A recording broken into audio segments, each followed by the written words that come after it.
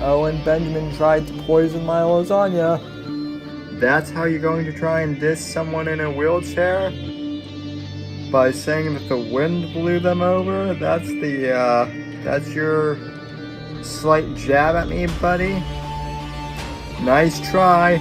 Must be nice to try and make, jokes like that. Found out about Owen Benjamin in The Unbearables. I can't remember exactly who told me about them. It might have been one of them who had reached out to me, actually. Long story short, in like March of 2018, I was looking to, of course, continue building the show, and I was looking for a group of networkers, kind of like-minded creative conservatives, and I was told about The Unbearables. I found out about Owen through the JRE podcast. To be honest, I wasn't really a big fan of him comedically. Like, I thought he was okay, but he wasn't, great. But I kind of liked what he was doing with the whole, anti-trans kids thing. That really spoke out to me. And in the beginning, The Unbearables seemed to be a great network. People who were doing creative stuff like art and design and podcasting and video production, parody, songs, musicianship, in the case of Chuck Boris, and just late night streams, which was how I met the original DZ guys. Of course, John Neary was my first interview for the brief period of time I was with the Bears. But here's the thing, Owen's not even a conservative. He's a fucking leftist, posing. He's a wolf in sheep's clothing. How dare you! Owen is doing the shit that mass shooters do before they go out and do a school shooting. Here's my manifesto. We need to get rid of the weak people, and I'm not saying he's going to be the one to do this. An Australian man murdered his wife with a pair of scissors, stabbed her in the chest. This is a warning to the general public about Owen Benjamin. We've warned you. How dare you! Must be nice. According to him, the goat urinated on him first, in front of Amy. all this gay talk is pissing off my German Shepherd.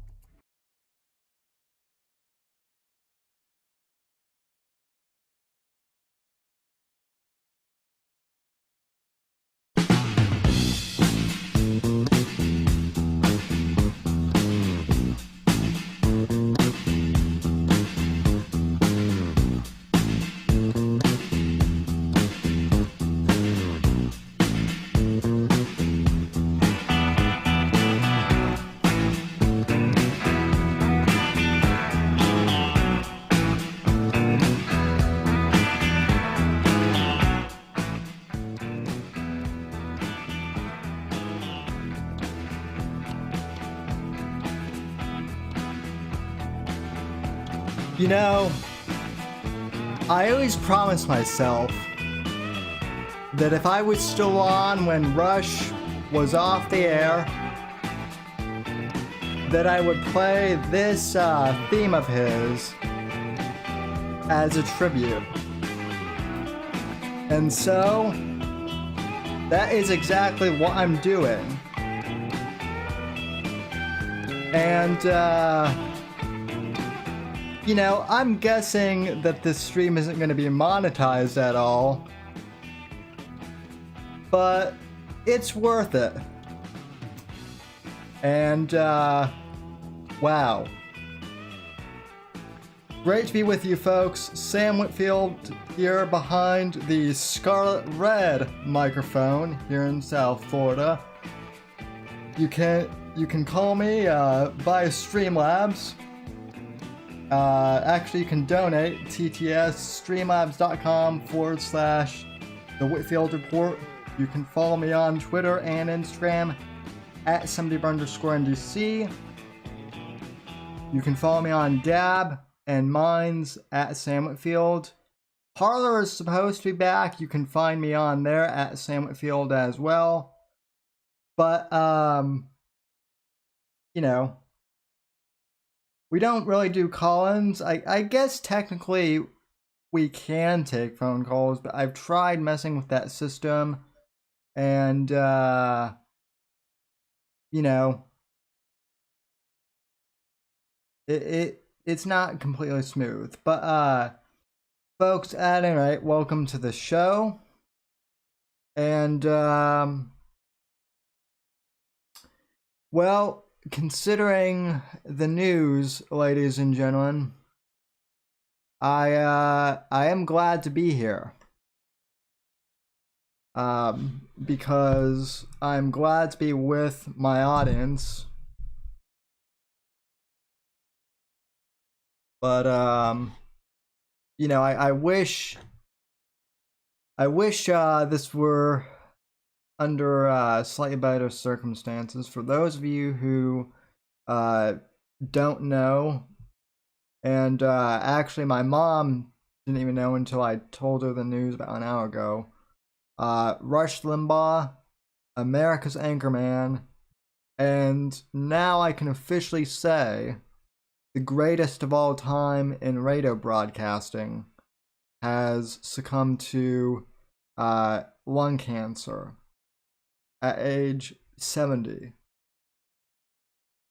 And, you know, we knew that this was coming.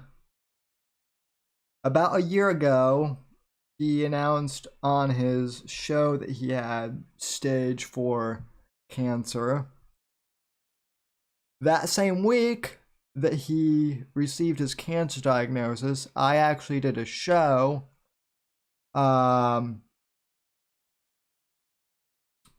where I explained what Rush meant to me. And I actually went back and listened to that show today. It's very rare when I go back and listen to my own shows. You know, unless I'm like doing editing to upload the audio podcast, you know, if I have to clean something up, but technically that's not really like listening. But I did, and pretty much nothing has really changed as far as Rush's influence. I've told this story before, but I will tell it again. Basically, I was a political nerd as a kid, as most of you guys know, and my mother would always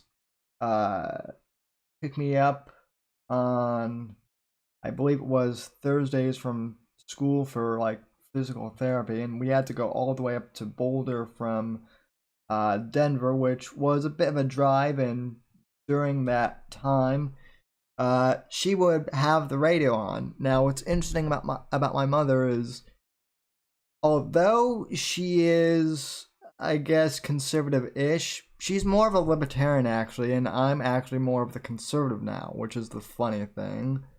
But she would have the radio on all the time, and it wasn't just Rush Limbaugh. It was she actually had, believe it or not, NPR on a lot of the time, and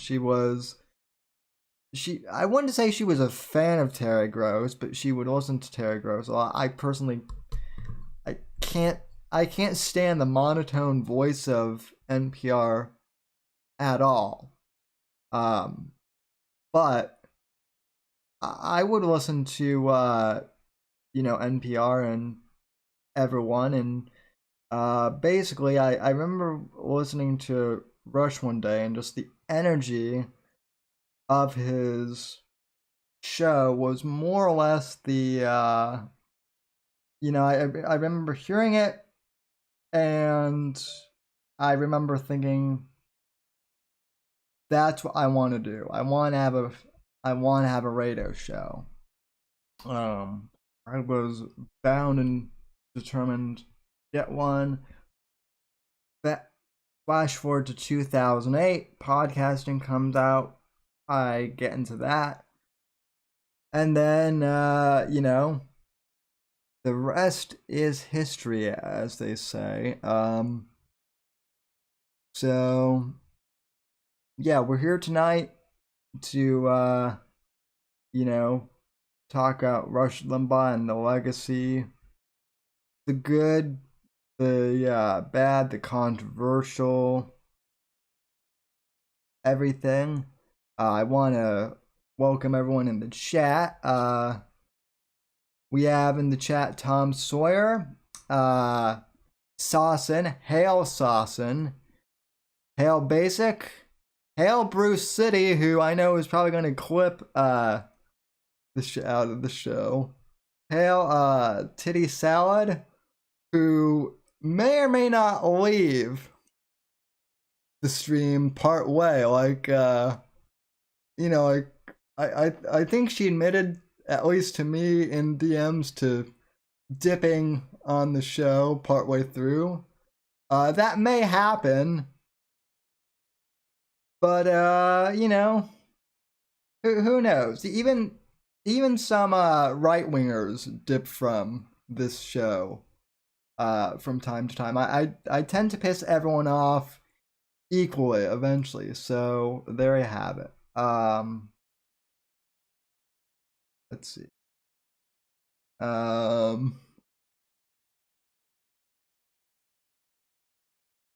But anyway, no, just kidding, Titty. We love you. So Okie Dean is here as well, and this is basically turning into a Hail Saucin' Fest. So I really need to get my soundboard up and do a Hail Saucin' thing. But at any rate, I might do a stream all about Saucin' one day and how terrific she is, but today, yeah, let's just talk about Rush.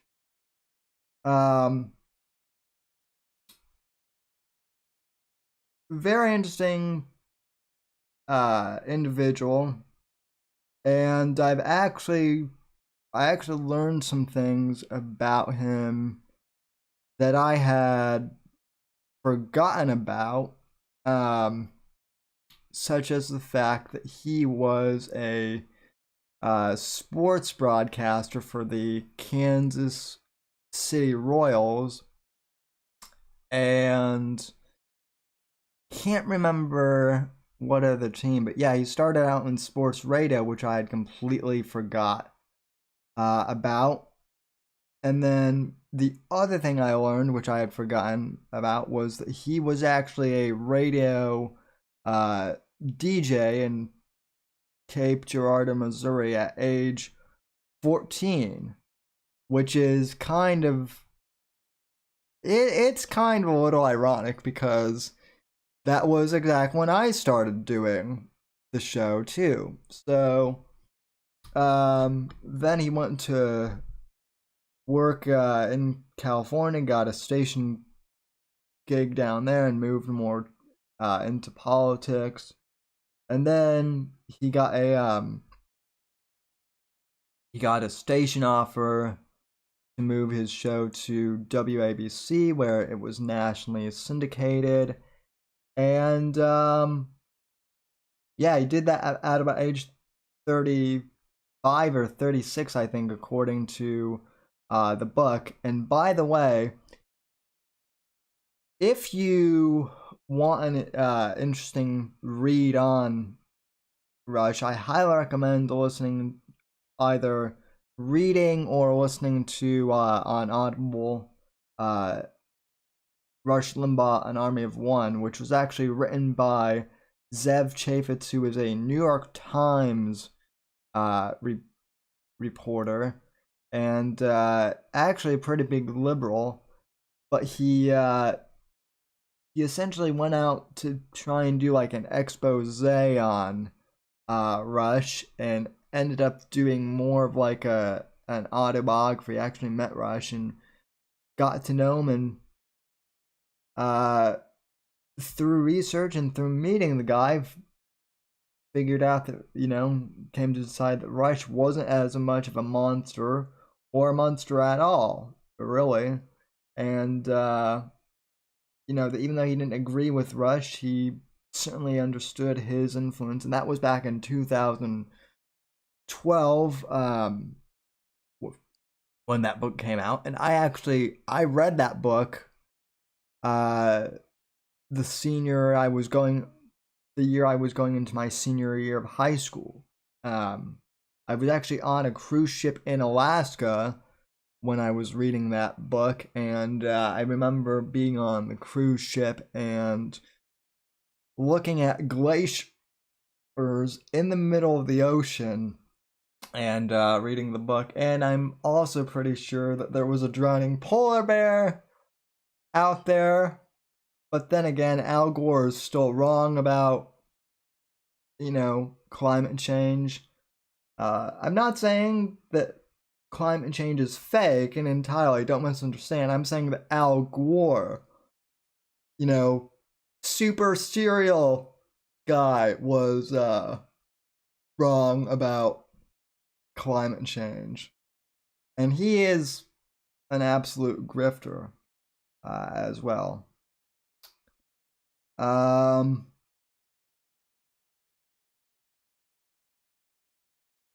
But yeah, Rush's style of broadcasting.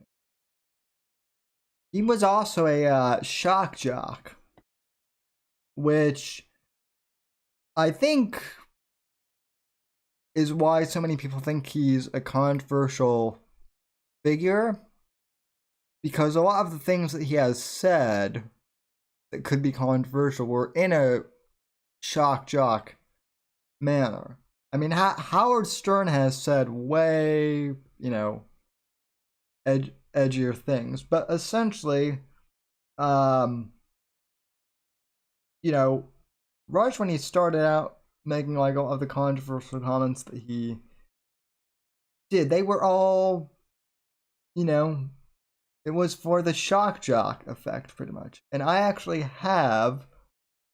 I found 2 clips. One is actually a broadcast from his early days on the radio. Someone brought in a TV crew into WABC. And so this is I won't play the whole thing, but there is footage of Rush's show from the very early days, which I found earlier tonight, and I was watching a little bit of it. And so for those who aren't familiar with the early days of El Rushbo, I give you Rush at WABC New York. All right. See here.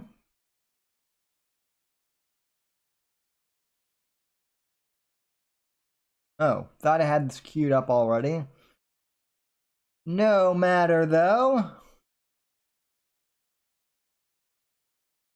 because we are professionals, or semi-professional, and this is why I need a an in-house producer.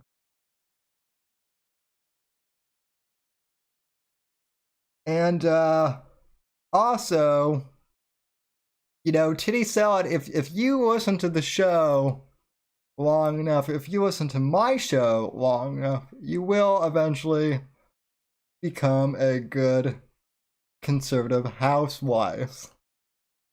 It's bound to happen, mark my words. But anyway, clip number 1 of Rush. Go, and yes, he was fat back in the day. The opinions expressed on the Rush Limbaugh program do not necessarily reflect those of WABC Radio or its management. And now, here's Rush Limbaugh. By the way, that's a gutless disclaimer. The views expressed by the host of this show ought to become federal law, and the station and sponsors ought to heartily endorse them. Heaven forbid. Why don't you take it off? No, It's a I can't. joke. See, I asked you to come in here and just wear the mask because so many people don't like. Oh yes, he used to have the news girl as a communist. co-host back in the day. I made a joke. You might want to wear a mask in here just to protect your identity. You said wear a paper bag over my I have to head. wear a paper bag and then take it off. No, Take it off. No, I can't. You're a gorgeous woman. I have to take keep it on. Oh, come on. I'm gonna take it. No, don't you leave me alone now. Get on with your show. You were so worried about the show. Get on. The news is over. The show can begin. Greetings to you, ladies and gentlemen, all across the entire fruited plain today. We welcome the C-SPAN cameras to WABC, News Talk Radio 770, and Rush Limbaugh with yet another excursion into broadcast excellence hosted by me. Let me give you the phone numbers if you want to be part of the program today. And, hey, Mario, remember now that when we give these numbers out, these numbers are going out all over the fruited plain, and so people from all over there we're going to be trying to call. Use your best judgment in there. It's 201-489-WABC from New Jersey. And from anywhere else, 212-563-WABC. If you're illiterate, WABC equals 92. Well, that wouldn't matter anyway. If you're illiterate, you wouldn't know numbers either. The WABC 9222. All right, in the far right-hand column of phone, if you have a touch-tone phone, the 9 is second from... What the hell is a touch-tone telephone?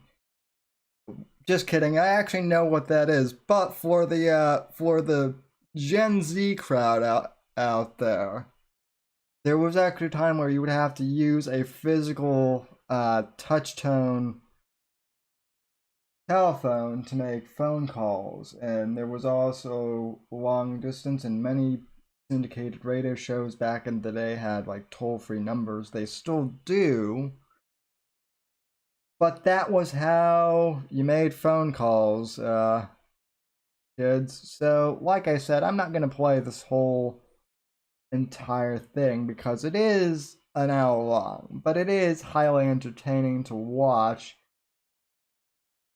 Even if you're not really a Rush fan, it's pretty fascinating to look at, like, broadcasting pre-internet too, basically. Also, hail Sirio in the chat. So there's an early look at Rush, and then I also found this 60 minutes interview. And it's at the end. Let me go back and start it. Okay. So cut number 2. Whoa, this was from last year. So let's go. Stations nationwide. More than 7 million listeners a week hear Limbaugh lambasting liberals, railing against the homeless, beating up on feminists, gays, and those he calls peaceniks and environmental wackos. Unhappily, his critics say he's proof that bigotry sells. As you're about to see and hear, Rush Limbaugh is too big to ignore. Welcome to the Rush Limbaugh program, a program exclusively designed for rich conservatives and right-minded Republicans and those who want to be either or both. With a torso as big as his lives, voice, leftist. this 300-pounder from Cape Girardeau, Missouri, has fashioned a blend of political satire and commentary into the most successful radio talk show in the country. You can hear him 3 hours every afternoon, virtually anywhere in America. The views expressed by the host on this show are not necessarily those of the staff, management, nor sponsors of this station, but they ought to be. And what are those views? Well, listen. It won't take you long to figure them out. We'll give you some help. When you hear the music Up, Up, and Away and My Beautiful Balloon, that means it's time for a condom update. The New York City school system won a close vote recently to distribute condoms on request to any high school student in the school system who wants one. The budgets are so tight, they may have to cut 18,000 teachers. The message is that it is more important to give students condoms in New York City than it is to give them teachers. Who is this guy and where did he... By the way, the New York City school system is still shit 20 years later. And Well, now it's virtually non-existent because of COVID. But nice to know that things really haven't changed in New York in terms of the school system there in 30 years just about. But hey, actually, a lot of kids can just look up stuff on YouTube and learn useful things that way. So it's not all bad. Come from? Well, he's a twice-divorced college dropout and failed disc jockey who is waging what he calls cultural warfare, skewering liberal sacred cows, environmentalists, feminists, militant gays, and animal rights activists. Okay, notice that 60 Minutes did make the distinction of militant gays. They wouldn't do that now. They would just say gays, period. But yeah, militant gays. Often with their own material, culled from the 8 newspapers he reads every day. Have we got fun in store for you today? The latest news from the animal rights front is introduced with Andy Williams singing Born Free, mixed with gunfire, explosions, and animal cries. The feminist update begins with Born to be a Woman. Limbaugh doesn't like feminists much, calls their leaders feminazis. Which, and I'm sorry to say it, but with the exception of you, most of them are feminazis. By now, you're either laughing or fuming. And to Rush Limbaugh, it doesn't... Or both. If you've tuned into my program, you've probably done both at some point. make that much difference. People have called you a sexist. Right. People have called you a homophobe. Right. Are you? Oh, of course not. I'm none of those things. I am simply someone who views events in life and comments on them. I have my own version of what's right and wrong. You've also been called arrogant and pompous. Well, I call it confidence. And for now, he can afford to be cocky. Oracle or opportunist, he is part of the American commerce, bringing listeners back to AM radio. In New Orleans, when WWL started carrying his show, the station jumped from number 7 in the ratings to number 1. Johnny Andrews is the station manager. In the past 25, 30 years in radio, I can only think of a handful of national radio personalities who have made an impact on local radio stations. Paul Harvey, of course, Charles Osgood. And now in the 90s, here's this guy, Rush Limbaugh. I'm sad that Billy Carter's no longer. He's a great character, and he was a nice guy. And if he were still around, we'd be the dream Democrat ticket. The dream ticket. Ted Kennedy and Billy Carter. Right. And the slogan would be, "You drink, I'll drive." Where are you calling from, Steve? He takes a few phone calls, usually from like-minded listeners. Mary in Plattsburgh, New York. Hi, and welcome to the Rush Limbaugh program. Hi, Rush. How are you People doing? calling his New York studio on cellular phones get priority treatment because, he says, they must be rich. It's his talk show, and he's the talker. No guests. He says he doesn't need them. I don't defer to the experts. I am the expert. Okay, hold up. Stop being one. Hold up, 5 hold years up, ago, hold he up. was hanging... Okay, so again, for the Zoomers out there, okay, for the Gen Z folks, again, context. And by the way, you're talking to a kid who was born in the mid 90s, but who's also obsessed with 80s culture. So, for the younger audience members, let me also tell you that back in the day, cellular phones, well, actually, let me pull up a picture here on screen for you guys.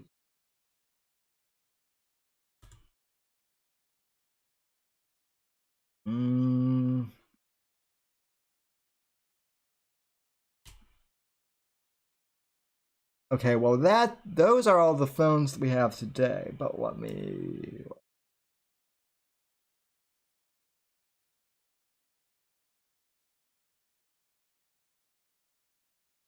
Why is my thing, okay, Ah, okay. So, for the younger crowd, this is what a cell phone used to look like.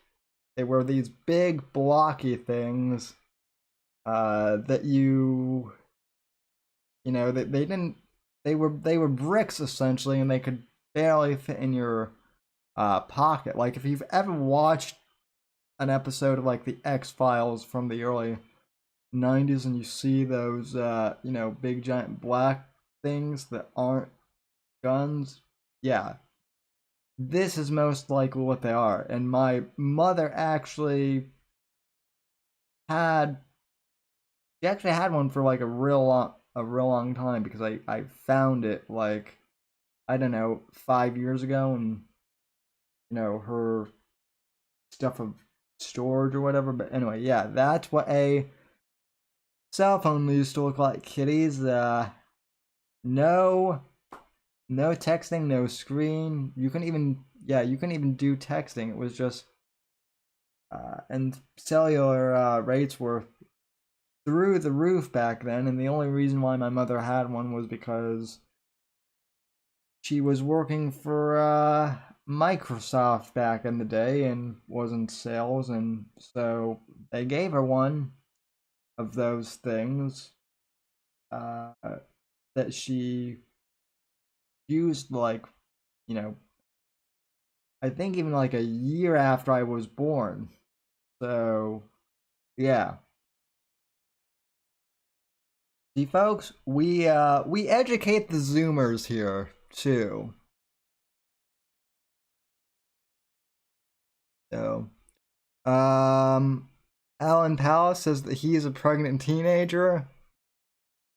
Well, Alan, that's not true. You're a man. I'm sorry, but you can't decide to gender swap, buddy. I know that's gonna upset Titty Salad, but I'm sorry. You're a man, man. But anyway, so the reason why Rush is saying that people with cell phones must be like conservative rich people is because back in the 90s, those are pretty much the only people that could. So, yeah, continuing on. In Sacramento. Today, he's traveling by limousine, commanding $15,000 for a personal appearance. Oh, the Rush to Freedom tour. I forgot all about this.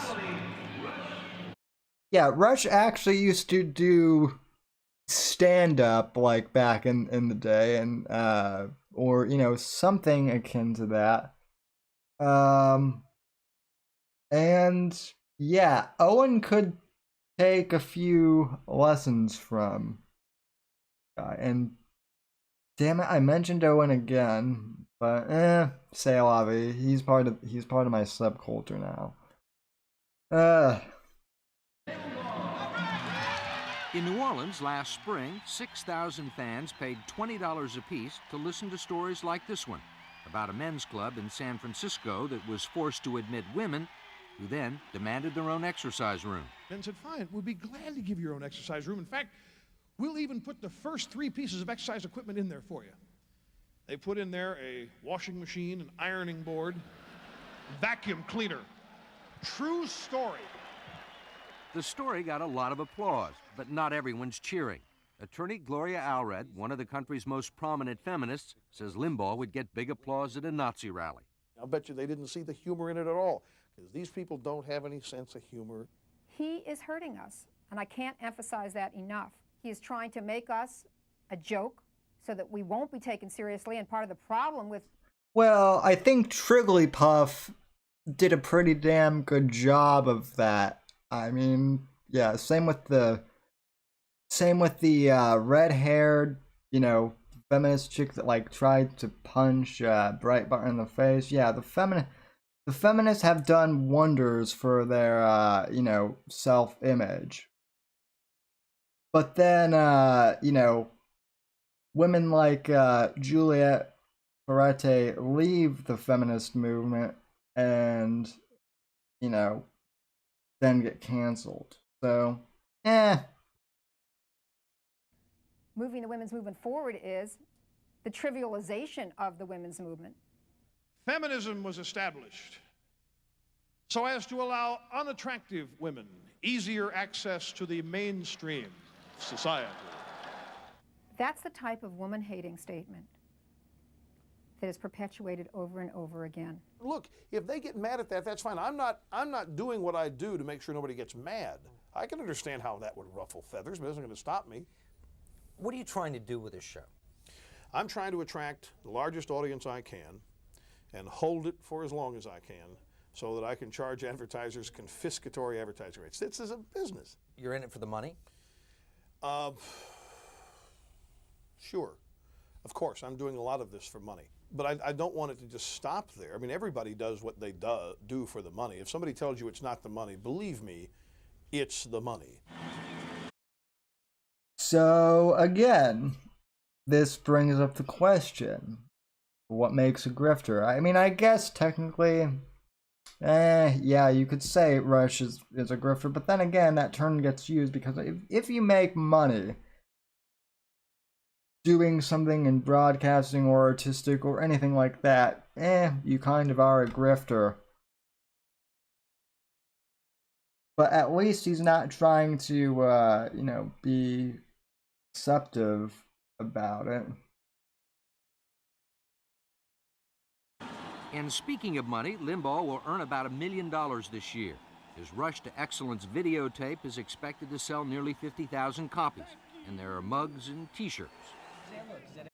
Which I think, yeah, there are still mugs and T-shirts in the store. Now, let me pull something else up here, because this is a clip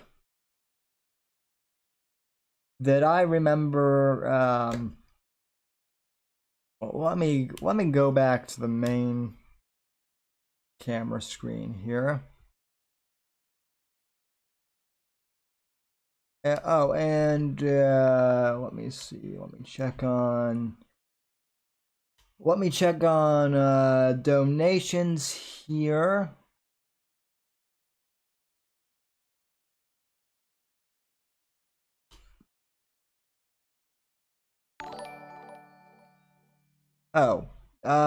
Thanks to Fat Cake Boy for the $1.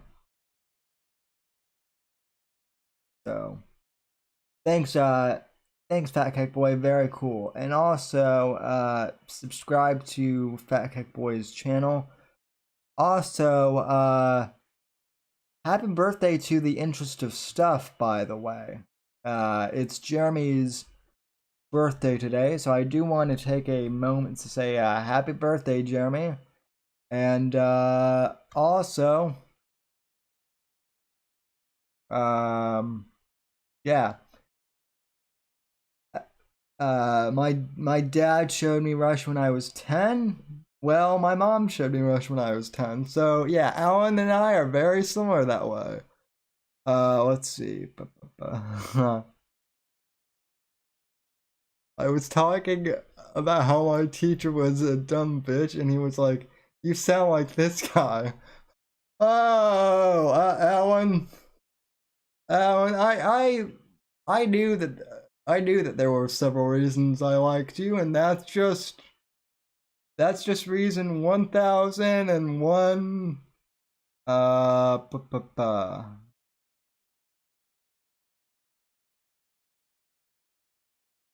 Who was rushed to insult anyone's appearances?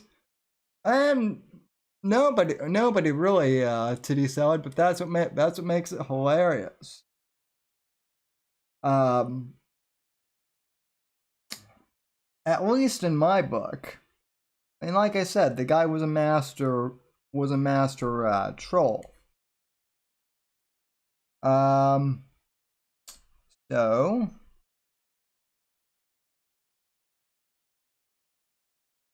let me see if I can still find this. It might not be up on YouTube anymore, but it might.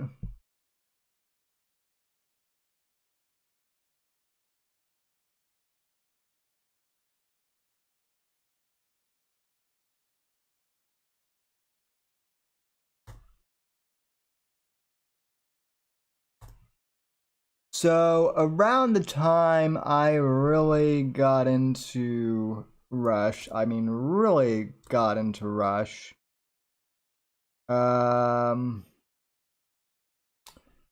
which would have been around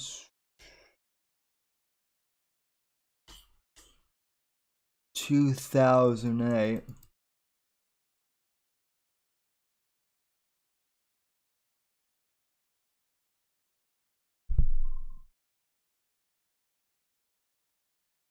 This was a viral clip at the... No, actually, this was in 2000.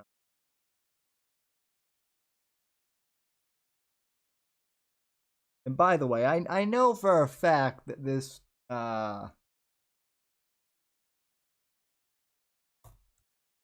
show isn't going to be monetized at all.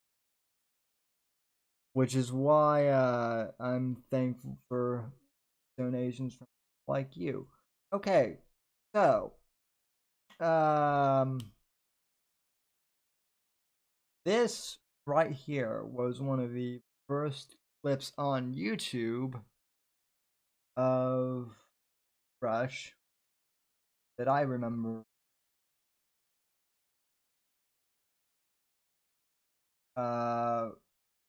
Rush Limbaugh, Obama is destroying the economy.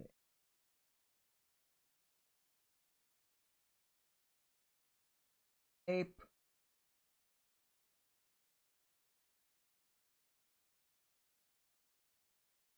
Okay. And here we are.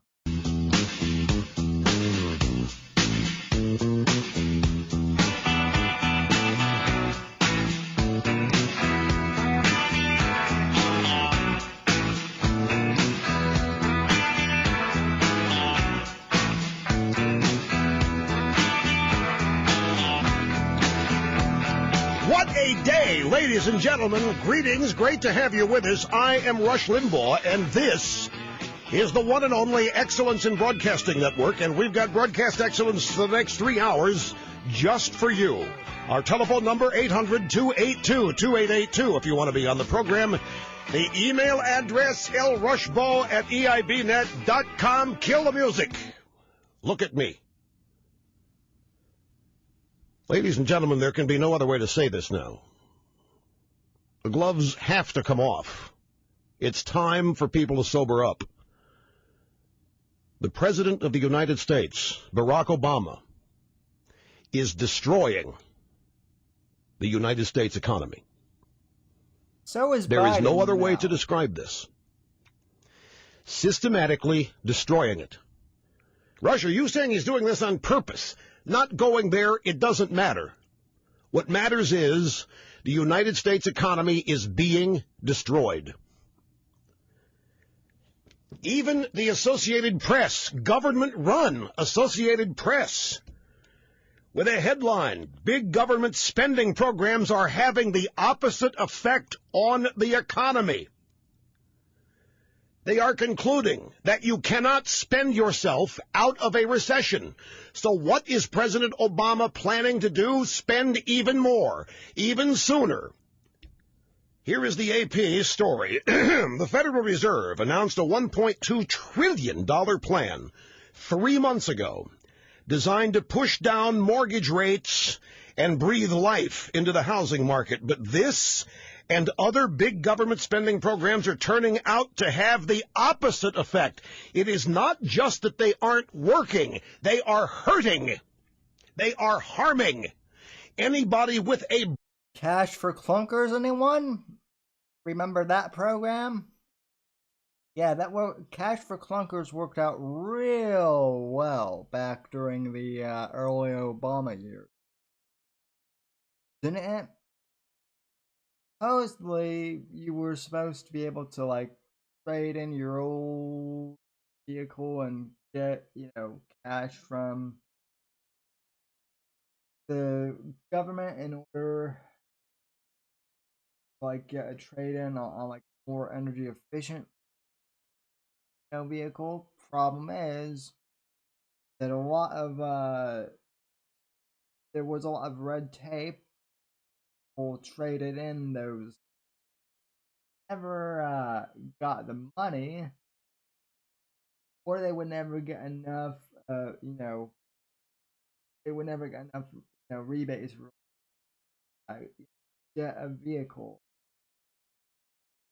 So when the government intercedes on stuff like that, it doesn't work. But anyway, yeah, this whole I remember this clip that there was the I hope he fails thing that got a lot of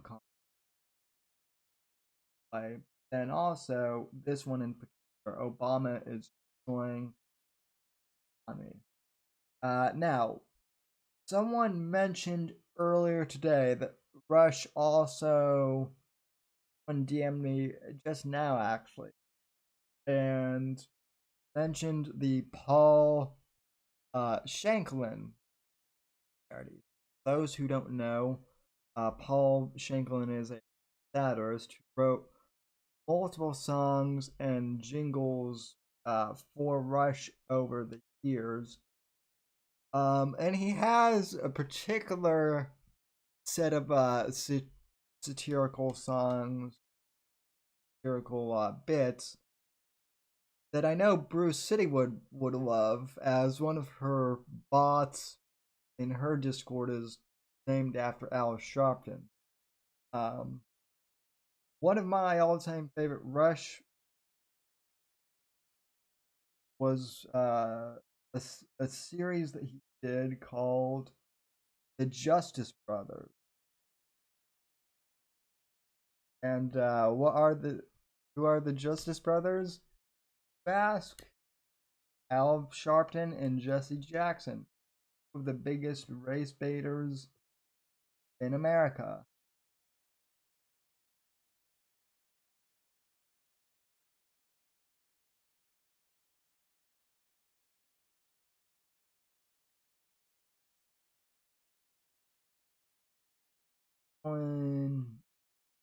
So here are the Justice Brothers by Paul Shank. These are oh gosh, I want to say these are from 2008. These are old. I've had these in my library for a long time. Now a message from the firm of Sharpton and Jackson, the Justice Brothers. Did a washed-up radio shot jock recently offend you? Has anybody uttered the unutterable?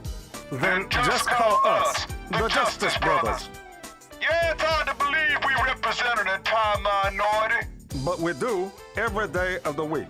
We specialize in class action protests and corporate shakedowns. Whether it's Freddy's Fashion Mart, the Warner Brawley, Anheuser-Busch, or MSNBC. We'll get a love donation or a piece of the corporate pie. And you'll feel better about yourself. So if you want justice, you can't call anybody else. Cause when it comes to justice, there's just us. The firm of Sharpton and Jackson does not represent interloping crackers, Jaime Diamond merchants, Asians, or Koreans. Now a simple test from the firm of Sharpton and Jackson. Which of the following words are dangerous to use in everyday broadcasts? Tahoe, Arapaho, Tally-ho, Don-ho, ho-ho-ho, or Merry Christmas. All of these could be taken as offensive if you're not insured with us, the Justice Brothers. In today's uncertain world of radio, why take a chance on blowing up your career? Let the Justice Brothers protect you with broadcast insurance. For just $1,000 a day, we will provide coverage to a system of racial credits. Racial credits are similar to Al Gore's carbon credits. But we ain't gonna plan nothing, we ain't gonna build nothing. Just back you up if you run off at the mouth. Rap artists and Hollywood actors have relied on coverage from the Justice Brothers for years. Broadcast insurance from Sharpton and Jackson, because just like your neighbor, we really don't care. What do you want? Broadcast insurance! When do you need it? Right now! That's racist, though. a black guy doing a white a white guy doing a black guy's voice. That's racist, yo. That's racist. Actually, I think know who Al Sharpton reminds me of now is oddly enough. I mean, I know that Al Sharpton is still alive. I know he's not dead, unfortunately. But Jesse Lee Peterson reminds me of Al Sharpton a lot. But like the polar opposite of you know, Al Sharpton. Just as nuts. But you know, I mean, he's the guy that made the whole beta thing a meme. So, and someone needs to update the broadcast insurance because it is a great parody, but someone needs to update it so it's now it's Jack Dorsey giving Twitter insurance because you know, all of these people who are basically like running around saying heinous stuff like, oh, MAGA deserve to get by a truck, they're still on. And oh wait, a Disney executive actually said that. So yeah. Let's look at the comments, shall we? So who do we have in the chat? We have we still have Brew, we still have Saucin, we still have Titty Salad. All right, we still have my favorite feminist here.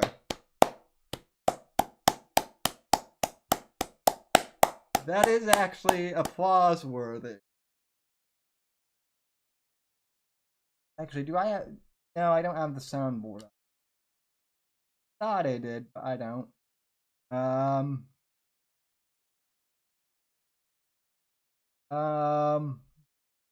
Dawson says, I was thinking a few months ago Alan would be the perfect driving instructor, which he would be. He would be. Absolutely. Oh, Sawson's got to go to bed. Which I mean, it is 11. Oh yeah, it's 11:30 here. So yeah. What am I saying? I kind of started this being like, but see, I'm also a night owl. So this is like normal, although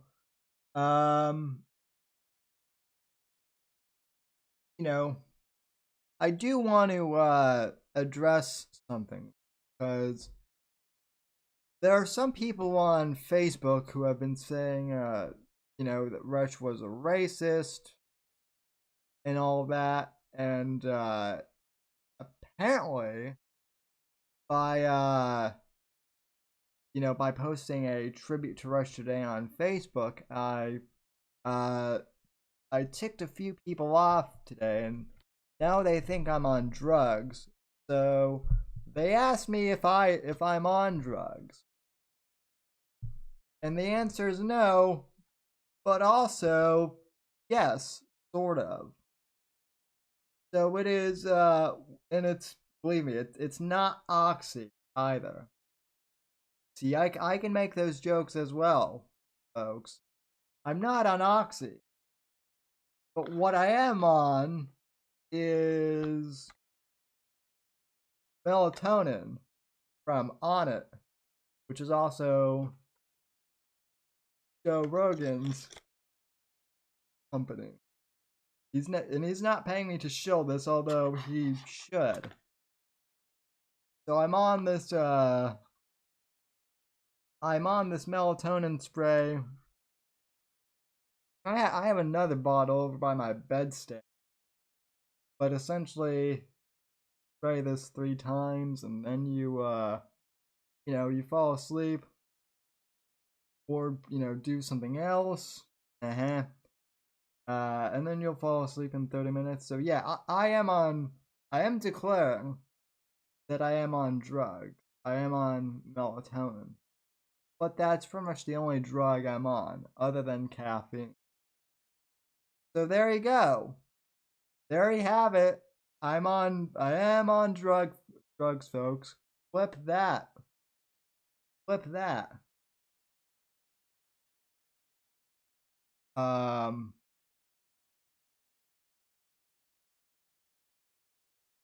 So now that I've confessed to being melatonin, let's see.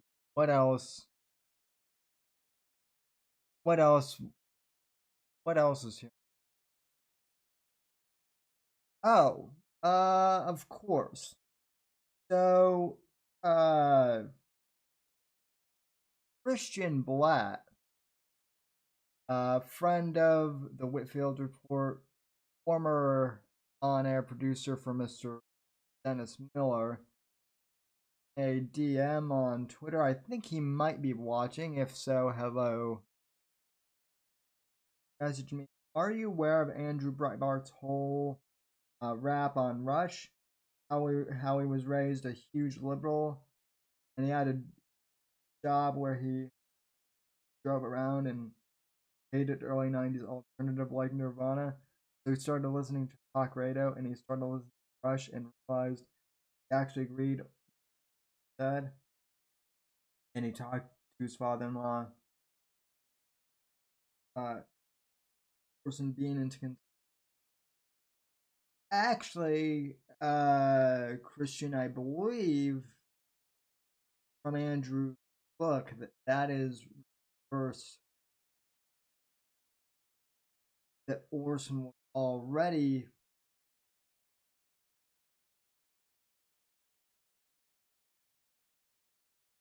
was Andrew.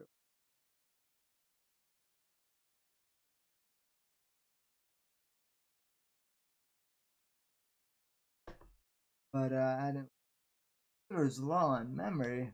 What are you talking about?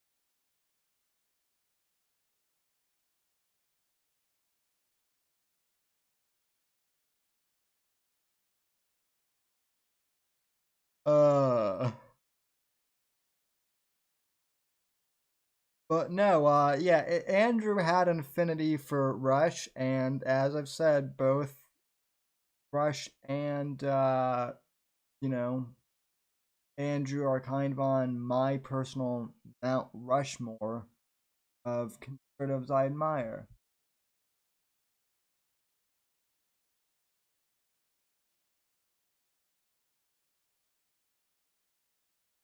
So, yeah.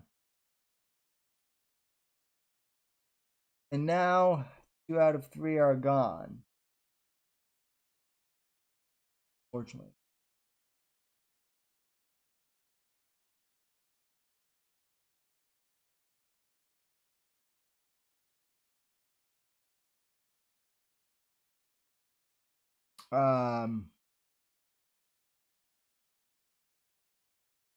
So to any, I do want to kind of end this program and wrap it up. I want to end with one of Rush's final,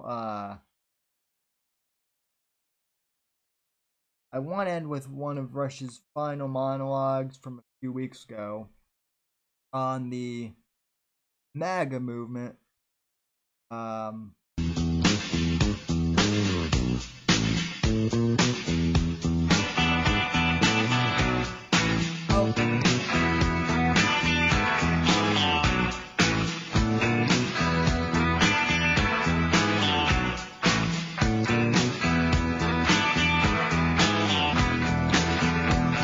What a day, ladies and gentlemen. Greetings. Great to have you with us. I am Rush Limbaugh, and this is the one and only Excellence in Broadcasting Network, and we've got broadcast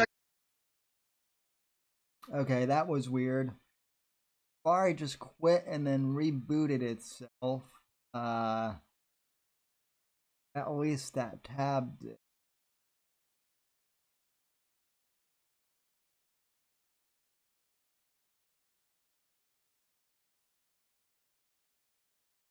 Alright. Yeah. We're good again, folks.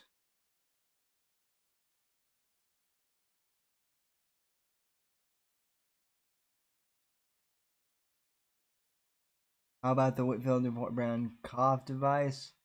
Push the button and people start social distancing. How about a balloon belt that inflates to 6 feet distance? I like it. I like it a lot. Alright. Let's see here. What else, folks?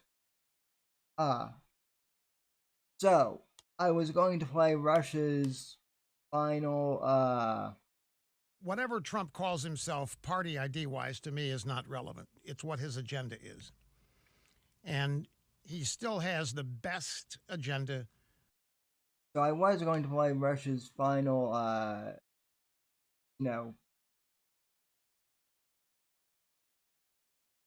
one of his final monologues on MAGA movement going forward and kind of the future of the MAGA movement. And people have asked me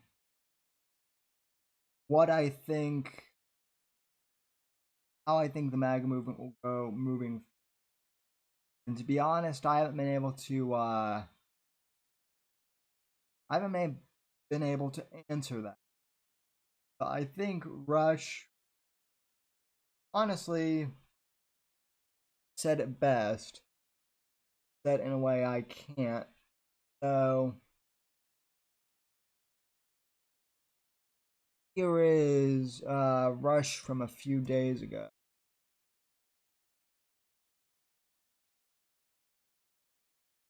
Talking about the future of the MAGA movement. And mark my words, folks, Nick Fuentes will not be the head of the MAGA movement if I have anything.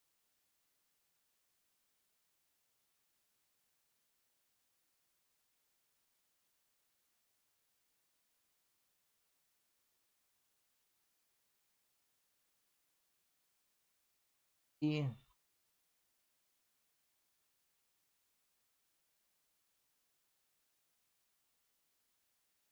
Alright. So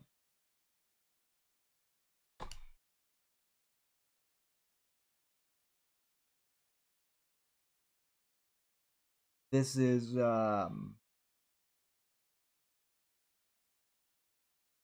Rush on how the MAGA movement will come screaming back, essentially after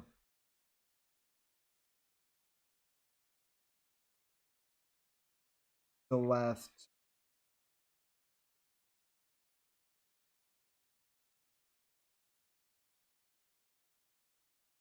failed.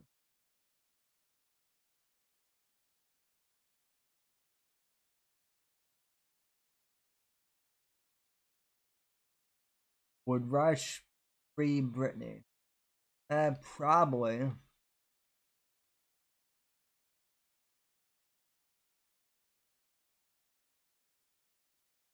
Let me see here.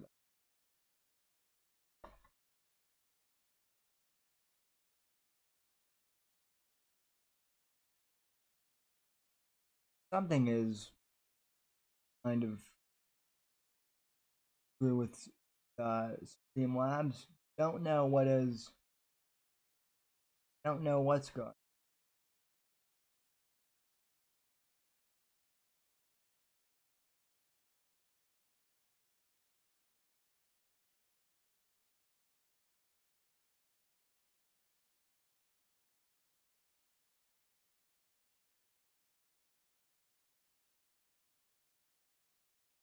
Okay, here we are.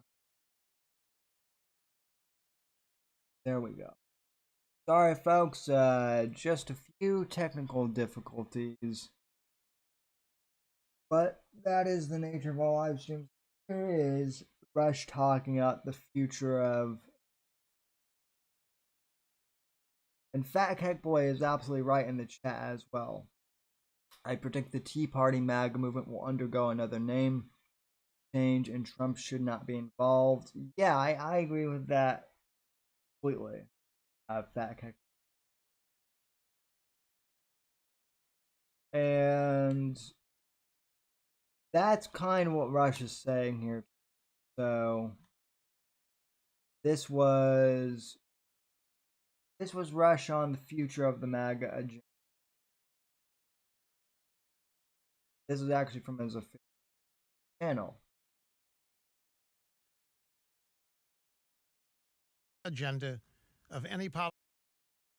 Whatever Trump calls himself party ID-wise to me is not relevant. It's what his agenda is. And he still has the best agenda of any politician, short of Reagan, in my lifetime. Make America great again. There's a reason 75 million people voted for Trump. There's a reason that when he made that trip down the escalator on June 5th of 2015, there was a reason that he had majority support in the Republican Party. And that is the people that voted for Trump know exactly what the left has been doing to our country. It's nothing to do with race, has nothing to do with white supremacy, nothing to do with white this or that. It has to do with the left destroying Western civilization, destroying the very culture this country was built on, destroying constitutional morality and the rule of law. It had nothing to do with race. It had nothing to do with white people thinking their country was being taken away from them, made to be safe. Nothing to do with that at all. But that's what the left says it was about. They never gave up on that. They're wrong about it. But people were livid over this. They were livid being called racists. They were livid when they were when they heard that they wanted to return to slavery. That's what the Democrats were saying the Trump agenda was about. Just a crock. It was always about a great country. It was always about making America great again for everybody who lives here, for everybody who's here legally. It was not complicated. Make America great again is not something that you need a PhD to understand. It is so simple, people glommed onto it like white on rice. They loved it. It's why they're still there. I suppose that's racist, and they too. still believe it can happen, and it can. The Trump MAGA agenda can succeed. It will succeed again the next time it's implemented because it resonates with millions and millions of people. It's going to really resonate after 2 years of the Democrat tearing this country apart, which they're going to do. The Democrats are going to tear this country apart. Value by value, tradition by tradition, institution by institution, they're going to tear it apart. They're going to make America long and hope and yeah, desire the wire in the back of his head is his cochlear implant. for the America of their youth, which was great.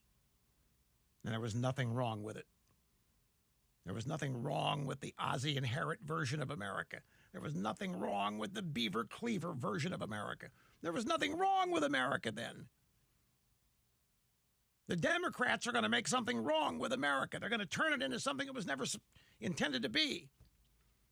And the more they do that, the greater the opportunity we're going to have to make America great again. The Trump agenda will not die, no matter what he calls it. Republican, independent, take your pick. Doesn't matter to me. Okay, so that was Rush on future of the MAGA movement. Now, a few more things I want to play. So for all of those people accusing him of being a racist, Rush had a his radio producer was a black man, or an African American, or whatever you want to call him. James Golden, aka Bo Snerdley. certified black enough to criticize Obama.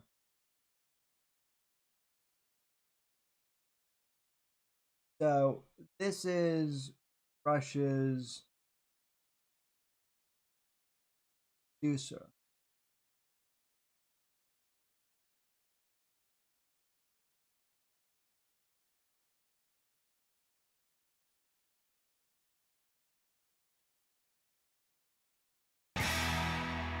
All right, if I said the name James Golden, it might not ring a bell with you, but if you listen to Rush Limbaugh, you probably do know the name Bo Snerdley.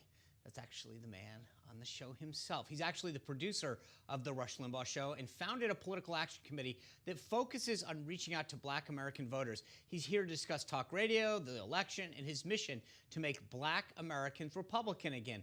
The man himself, Bo Snerdley. James Golden, welcome to the show, my friend. Sean, it's so good to see you. How are you doing? I'm doing great. It's good to see you. I'm sure you're a lot warmer than I am from where you guys do that show. Oh, yeah, it's been raining here all day, so hey, the sun's about to come out right now. Oh, I'll take it.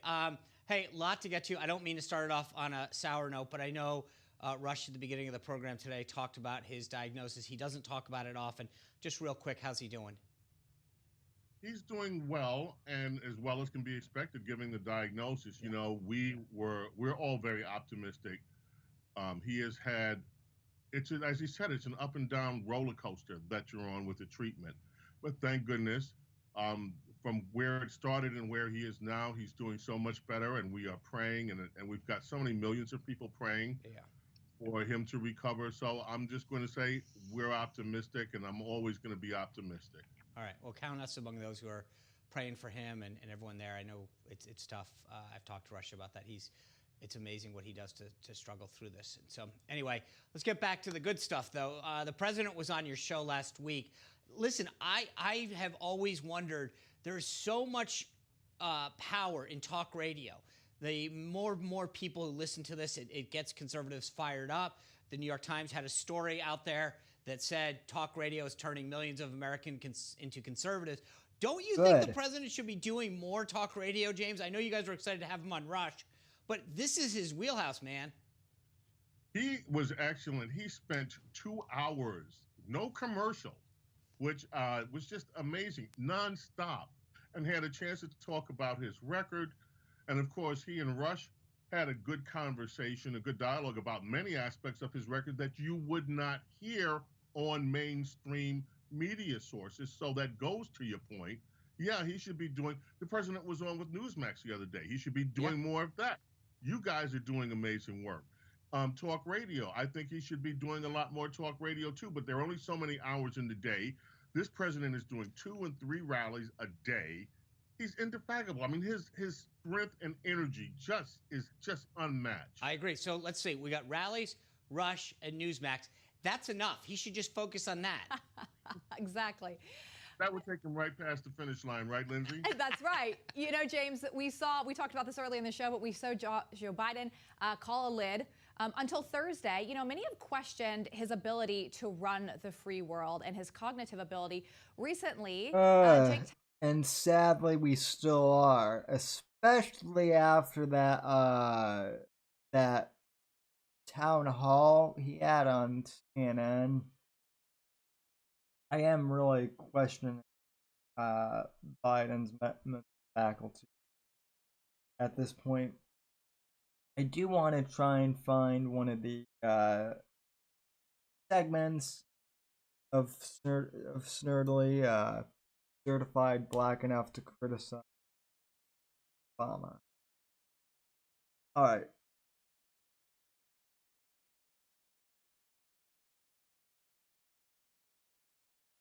All right, so this is one of the segments about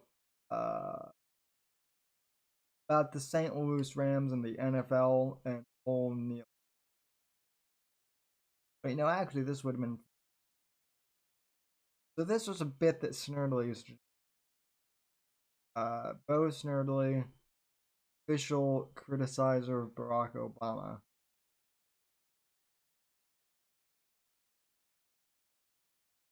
So this was another great bit. And now, ladies and gentlemen, The official Obama criticizer, Bo Snerdley, asked me yesterday if he could enter this fray. His theory is that he is certified black enough to legitimately and without criticism criticize Obama. And he would like to say some words about this NFL episode. So without any further delay, here is Mr. Bo Snerdley, the official Obama criticizer here on the EIB network. This is Bo Snerdley, official Obama criticizer for the EIB network. Certified black enough to criticize with 100% organic slave blood. Today, Obama isn't the issue. This is a special sports edition. And I have a statement. My fellow Americans, this week, a racial spectacle has been played out which is nothing less than disgraceful. You know what? Screw this. We're going to the translation right now. Only this time, it's not a translation for the EIB brothers and sisters in the hood. It's a translation to the hood. Yo, my fellow homies, especially those of you who play in the NFL, every single one of you who shouted out against Rush, check yourself, dog. You got played, okay? Rush ain't your problem, yo. He never was your problem. He never will be your problem. 20 years, man. 20 years, Rush has been telling everybody, you brothers in the NFL deserve to get paid. The NFL and every other sports league there is got to break it off to you because you the best, right? The owners, they got to break it off to you, give up your props, give you your props. Any of you fools know that, yo? No. Instead, you get all puffed up behind some Obama flacky, jump on TV, start mouthing off about Rush said this, Rush said that, slavery, this, slavery, that, whatever. It was all made up, yo. Some of these clown reporters on TV who fed all this stuff to you, yo, you know what they doing now? They out here trying to apologize quietly so they don't get their asses sued. Yo, check that out. Y'all got played. So here's your question for you brothers, especially some of y'all in the NFL. Y'all gonna man up? Y'all gonna man up and say, hey, we got played, man. We kind of sorry. Oop, we didn't know. Okay? Now, let me get this off, okay? McNabb. Can we just do this one more time? Square up. Even if Rush said what y'all thought he said, which he didn't say, what's the biggie? Y'all thought he said that McNabb wasn't all of that. And was getting props because people wanted a black guy to succeed at quarterback. So what? So what? Don't y'all want to see a black quarterback make it, yo? I do. So the sports media guys said, you know, they want him to succeed. What's the big deal? Is there a problem here, yo? And McNabb, you a punk, yo. Now, my NFL brothers, let me ask you a question here. Who was it that whipped Michael Vick a new one after he got done in the joint?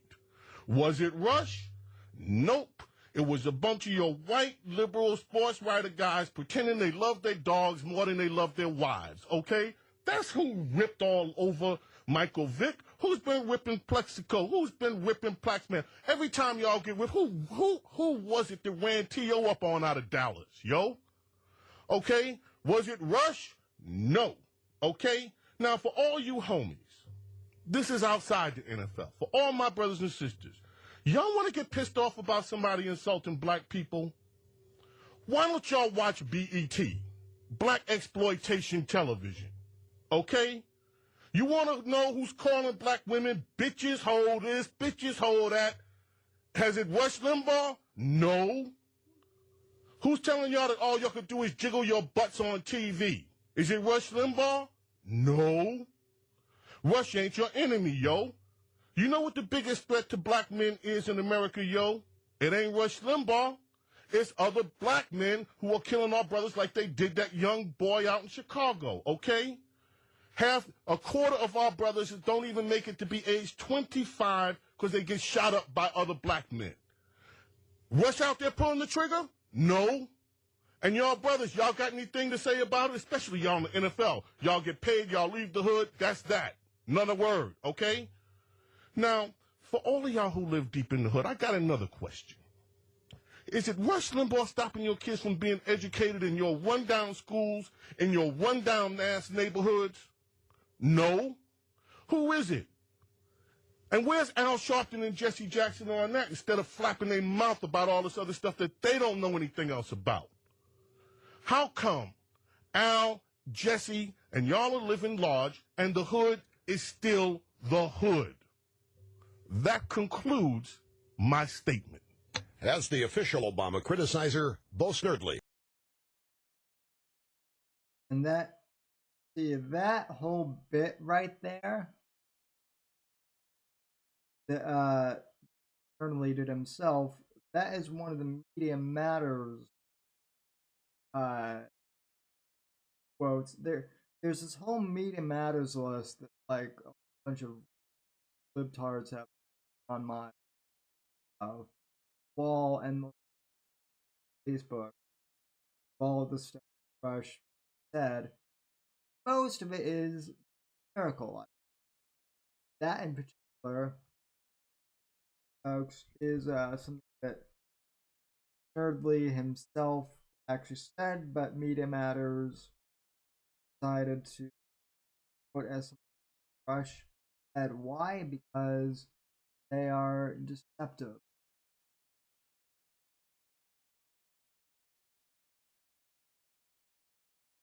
Alright, let's see here.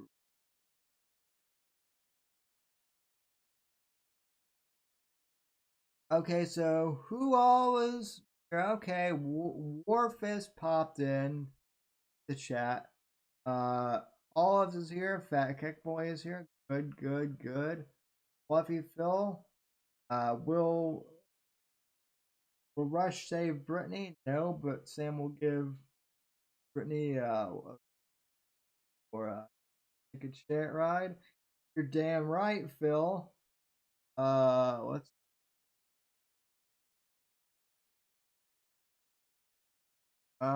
see. Jesse. Who are you talking about though? All of Jesse Jackson, obviously, or Jesse from God Awful. I don't know.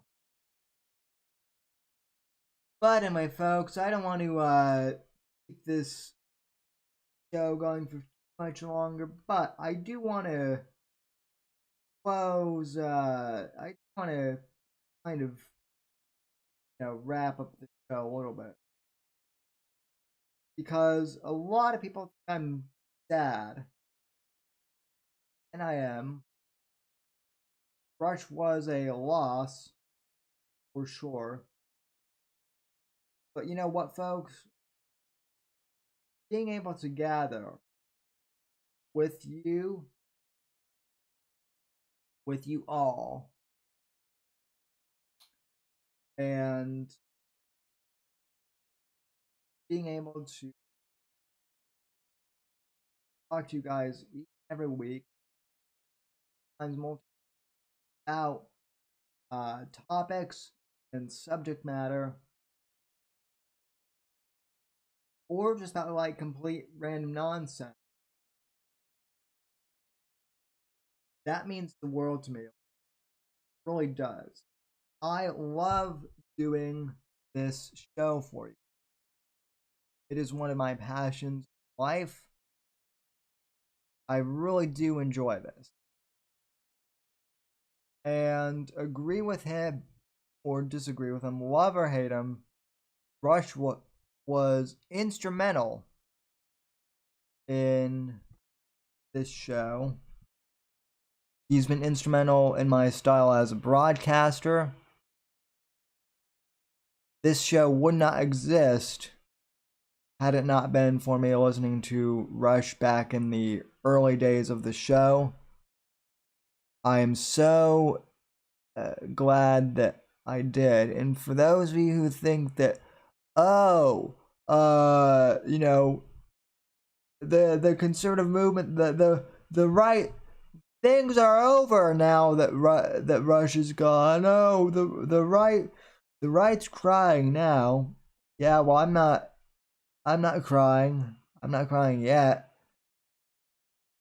The amusing thing is, even in death, the left is still triggered by Rush. I mean, you can't get you can't troll much harder than that, ladies and gentlemen. You really can't. I mean, I know that I've said Alan Powell is the greatest troll who ever lived, and he is. But as far as trolls in the afterlife now, Rush is top dog right now, because the mere fact that he existed is still triggering leftists out there. And for any of you who think that I'm gonna stop doing the show now that my inspiration is gone, let me tell you something.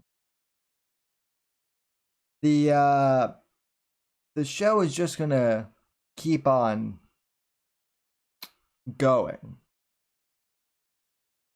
I'm not quitting. I'm not giving up. I'm not doing any of that. Folks, come March 25th, a little over a month from now, I will be celebrating 15 years of podcast.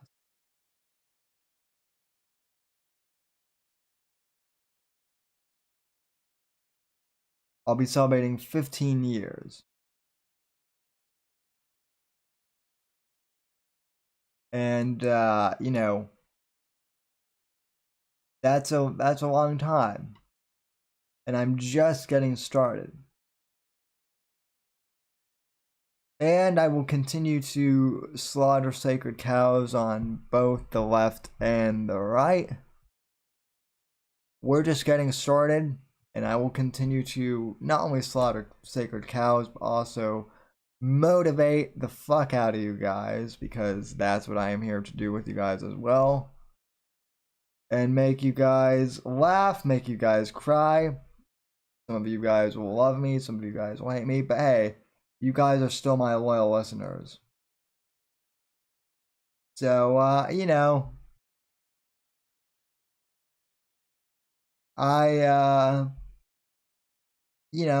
love you guys, and we're gonna have a grand time in 2021. And we'll save all the exploits for the anniversary show, but that's coming up, and I'm not going anywhere. I'm not going anywhere, guys. I'm not going anywhere. Well, Warfist doesn't have any sacred cows. Warfist listens to the interest of stuff like I do, and those guys, Jeremy and his pretty wife, Sunny, yeah, they slaughter. They don't even slaughter sacred cows. They just slaughter locales in general. But yeah, we'll be back, folks, over and over and over again, week after week. The Savage Express here on the Whitfield Report is not going anywhere. I'm certainly not going anywhere. And, you know, if you don't like it, have luck. And, yeah. Alright, folks, at and right, I want to thank you for tuning in to the program. God bless you. God save this great nation. Rest in peace. Rush. You know, thank you for 32 years of broadcast excellence. And wherever you are, I know you're smiling down. And folks, I will be back tomorrow for the Thursday edition. So until then, God bless. God save this great nation. God, freedom, democracy in that order. And thank you for listening. Also, go over and subscribe to Bruce City Synth as well, because she deserves your support.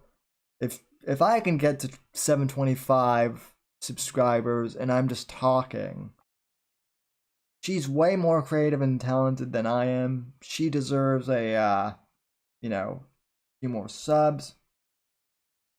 And yes, F in the chat for Rush. But anyway, folks, that is the, as Dennis Miller used to say on his show, and yes, to you Twitter trolls out there, I'll admit, I do rip off some of Dennis Miller's stuff. It's called borrowing, you know, it's called borrowing style, if you know, adapting stuff from people you admire. And that's the other thing, is I've borrowed a little of Rush, I've borrowed a little bit of Dennis Miller, I've borrowed, you know, I've borrowed a little bit from everyone and melded it into the Savage Express in this show. And at this point, I think the formula or the soup or whatever you want to call it, the recipe, is pretty close to perfect. Yes, redistribution brew, I like that. But anyway, folks, just to you know, piss the trolls off, let me just say that is the news, and I am out of here. I'll see you tomorrow, folks. God bless.